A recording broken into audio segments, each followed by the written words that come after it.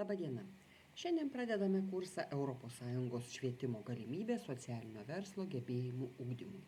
Primenu, kad kursas yra parengtas projekto Europos regiono verslumo tinklas, sutrumpintai FM metu, finansuojamo pagal ES programą Erasmus+. Projektu siekiama skatinti ir pradėti vystinti savo verslą, sustiprinti inovatyvius sprendimus socialinio verslo srityje.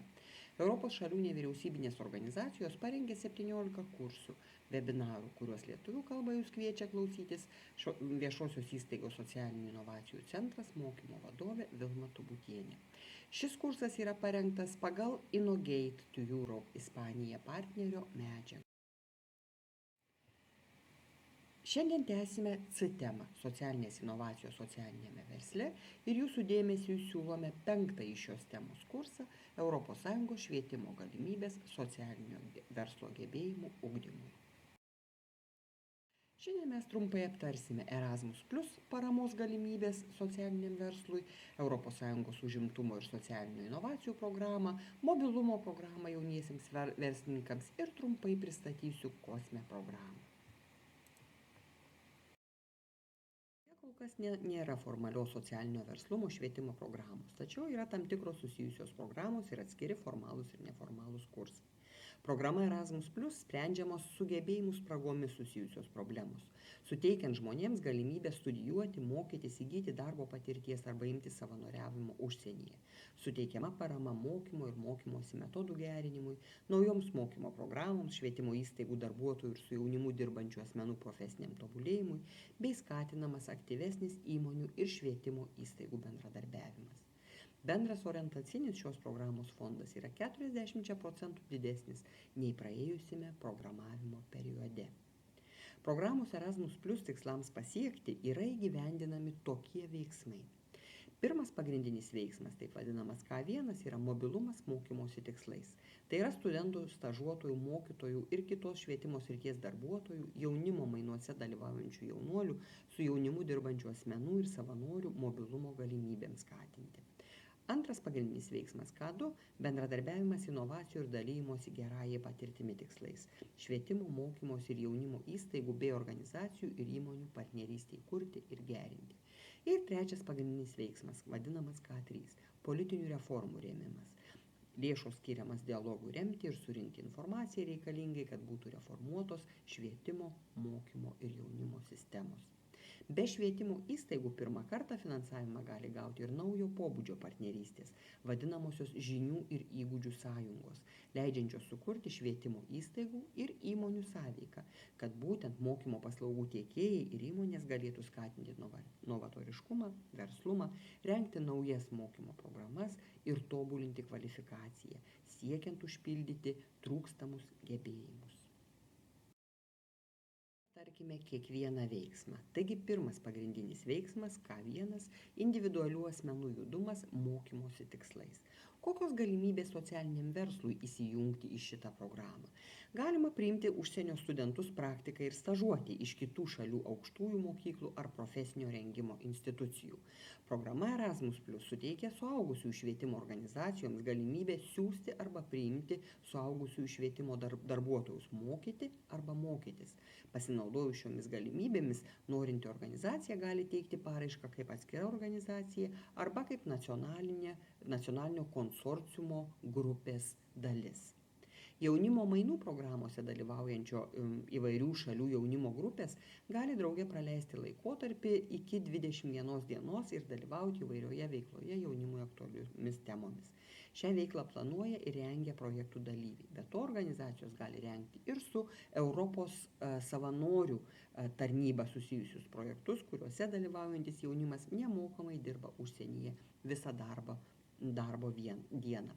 Su jaunimu dirbančiais asmenimis besirūpančios organizacijos gali pasinaudoti galimybėmis skatinti su jaunimu dirbančių asmenų profesinį tobulėjimą ir remti jų tinklą, bei kita ko organizuoti tokią veiklą kaip seminarus, mokymo kursus, ryšių užmezgimo renginius, pažintinius vizitus ar darbo stebėjimą, taip vadinamą praktiką užsienyje. Ir Europos savanorių tarnybos didelio masto renginiai, kur dalyvauti pageidaujančios organizacijos gali tai daryti, jeigu jos yra programos šalyje įsteigtos įsteigtos viešosios arba privačios organizacijos ir tiesiogiai dalyvauja organizuojant europinio arba tarptautinio masto renginį jaunimo, kultūros arba sporto srityje. Organizacijos taip pat gali dalyvauti, jeigu iš renginio organizatorių gavo oficialų bendradarbiavimo sutikimą. Pagrindinis veiksmas – inovacijos ir geroji patirtis. Organizacijos gali būti paraiškovais ar partneriais šiuose srityse. Strateginių partnerysčių švietimo ir mokymo bei jaunimo srityse. Tai tarptautiniai projektai, kuriais plėtojama ir perduodama novatoriška praktika, skatinamas bendradarbiavimas, tarpusavio mokymasis, švietimo ir mokymosi bei jaunimo sričių patirties mainai. Strateginės partnerystės gali būti dvejopos. Vienomis remiamos inovacijos, o kitomis gerosios praktikos mainai. Strateginės partnerystės suteikia galimybių įvairioms viešosioms, privačioms, nevyriausybinėms organizacijoms vykdyti savo veiklą. Pagal strateginių partnerysčių projektus mokiniams, studentams, besimokantiems asmenims, darbuotojams taip pat gali būti suteikta galimybės mokytis, stažuotis arba dėstyti užsienyje, jei tokia tarptautinė mokymosi ar stažavimosi veikla padeda siekti projekto tikslų. Kitas veiksmas – žinių sąjungos. Tai tarptautiniai projektai, kuriuose dalyvaujančios aukštojo mokslo įstaigos ir įmonės drauge sprendžia bendrus uždavinius. Bendras tikslas yra padėti didinti ES inovacinius gebėjimus ir remti aukštojo mokslo sistemų modernizavimą. Sričių, kurių veikla gali būti remiama, gali būti tokių: inovacijų skatinimas aukštojo mokslo ir verslo srityse, verslumo ir įgūdžių ugdymas, aukštojo mokslo įstaigų ir įmonių dalymosi žiniomis ir jų sklaidos skatinimas. Dar vienas sritis – sektorių įgūdžių sąjungos. Šios sąjungos kuriamos siekiant pritaikyti profesinio mokymo sistemas prie darbo rinkos poreikių. Šių tikslų siekiama modernizuojant profesinį mokymą, atsižvelgiant į gebėjimų poreikį ir integruojant mokymąsi darbo vietoje. Gebėjimų stiprinimo projektais jaunimo srityje siekiama stiprinti programos šalių ir šalių partnerių bendradarbiavimą ir mainus, gerinti darbo su jaunimu, neformaliojo mokymosi ir savanorystės šalyse partnerėse kokybę ir pripažinimą, bei didinti sąveiką su švietimo sistemomis ir darbo rinkomis, skatinti naujas judumo, neformaliojo mokymosi tikslais ir iniciatyvas ir programas, skatinti tarpvalstybinį judumą, neformaliojo mokymosi tikslais tarp programos šalių partnerių, daugiausia dėmesio skiriant mažiau galimybių turintiems asmenims. Trečias pagrindinis veiksmas, kuriuo siekiama remti politikos reformas. Siūlomos šios veiklos sritis. Bendradarbiavimas su pilietinė visuomenė jaunimo srityje. Šia iniciatyva siekiama suteikti struktūrinę paramą Europos nevyriausybinėms organizacijoms ir ES masto tinklams veikiantiems jaunimo reikalų srityje. Dalyvaujančios organizacijos turėtų rūpintis jaunuolių galimybėmis įsidarbinti, suteikti jaunuoliams gebėjimų, remti jų įtraukti, padėti jiems tobulėti asmeniškai, profesinėje srityje bei lavintis. Bendradarbiavimas su pilietinė visuomenė švietimo ir mokymo srityje. Šia iniciatyva siekiama suteikti struktūrinę paramą Europos nevyriausybinėms organizacijoms ir ES masto tinklams veikiantiems švietimo ir mokymo srityje. Šios organizacijos turėtų rengti ir įgyvendinti novatoriškas tikslinės ir kūrybiškas strategijas ir veiklą, kuriomis būtų remiamas veiksmingas reformų ir jų veiklos srities veiksmų įgyvendinimas, atsižvelgiant į Europos politikos darbotvarkės švietimo ir mokymo srityje. Ir politikos ir inovacijos iniciatyva, kurios tikslas kurti naujas politikos kryptis arba pasirengti jas įgyvendinti. Veiksmai gali būti dviejų rūšių: perspektyvūs bendradarbiavimo projektai, kuriais siekiama skatinti novatoriškos politikos kūrimą, ir Europos politikos bandomieji projektai, kuriuos atlieka aukšto lygio valdžios institucijos, kad išbandytų ir įvertintų konkrečių politikos priemonių įgyvendinimą. Galimybė pasinaudoti tarptautinę mainų programą Erasmus jauniesiems verslininkams. Pagal ją suteikiama galimybė naujiems ir būsimiems verslininkams mokytis iš patyrusių verslininkų, kaip valdyti mažą įmonę kitose programoje dalyvaujančiose šalyse. Viešnagės pas patyrusį verslininką metu keičiamasi patirtimi ir tokiu būdu naujas verslininkas įgyja gebėjimų reikalingų mažai įmonei valdyti. Priimančiajam verslininkui naudos teikia kitoks požiūris į jo verslą. Jis taip pat gauna galimybę bendradarbiauti su partneriais kitose šalyse arba susipažinti su naujomis rinkomis. Jei esate naujas verslininkas, galite dalyvauti intensyviuose mokymuose darbo vietoje. Tai yra mažoje arba vidutinėje įmonėje kitose programoje dalyvaujančiose šalise. Tai palengvins sėkmingą jūsų verslo pradžią arba pagerins jūsų naujos įmonės padėtį. Taip pat tai suteiks ir kitų privalumų – atsivėrusios naujos rinkos, tarptautinis bendradarbiavimas ir realios galimybės rasti verslo partnerių užsienyje, su kuriais galėtumėte toliau bendradarbiauti. Jei esate priimantysis verslininkas, jums naudos suteiks motyvuoto naujo verslininko pažangios idėjos jūsų verslui, nes jis gali turėti specifinių gebėjimų ar žinių toje srityje, kurioje jūs galbūt trūkstate patirties.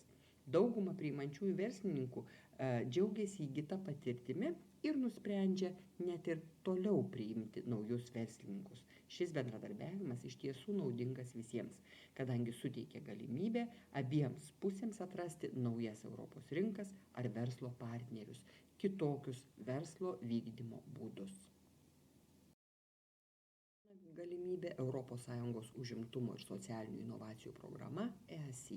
Tai ES lygmens finansinė priemonė, kuria siekiama skatinti aukštą geros kokybės ir tvaraus užimtumo lygį, užtikrinti tinkamą ir pakankamą socialinę apsaugą, taip pat kovoti su socialinė atskirtimi ir skurdu bei gerinti darbo sąlygas.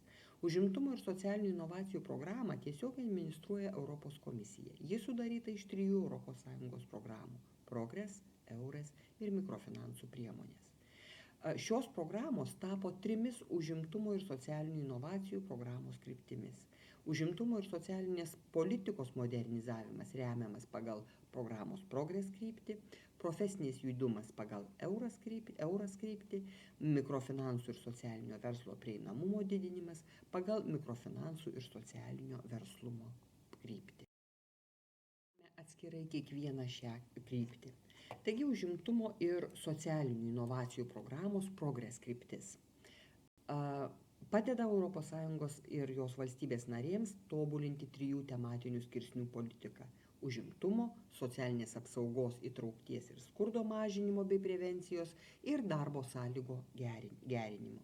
Keliami šie tikslai – rinkti ir skleisti aukštos kokybės lyginamosius analitinius duomenis, palengvinti veiksmingą ir įtraukų dalijimąsi informaciją, abipusį mokymąsi ir dialogą ir teikti finansinę paramą, kad būtų galima išbandyti socialinės ir darbo rinkos politikos inovacijas, kad būtų daugiau galimybių plėtoti, skatinti ir remti ES priemonių ir politikos įgyvendinimą. Šioje programoje taip pat gali dalyvauti ir socialiniai partneriai ir itin svarbu nevyriausybinės.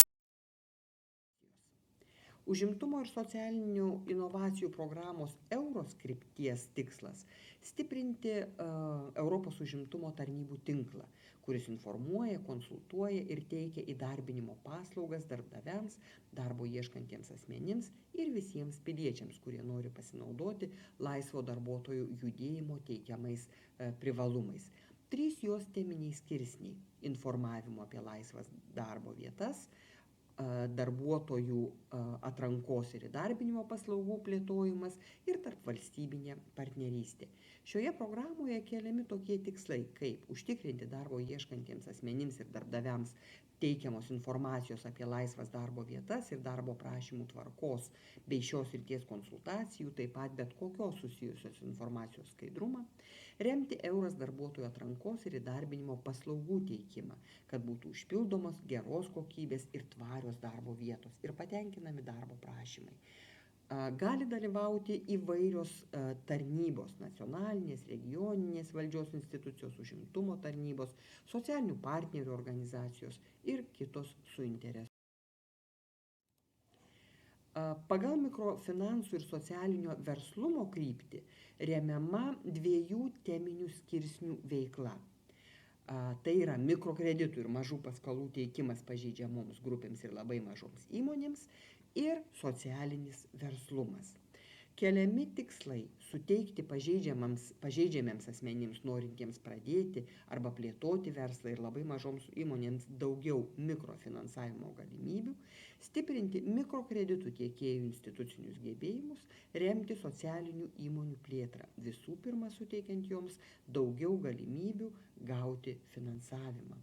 Mikrofinansų ir socialinių verslo krypčiai skirta 21% viso užimtumo ir socialinių inovacijų programos biudžeto.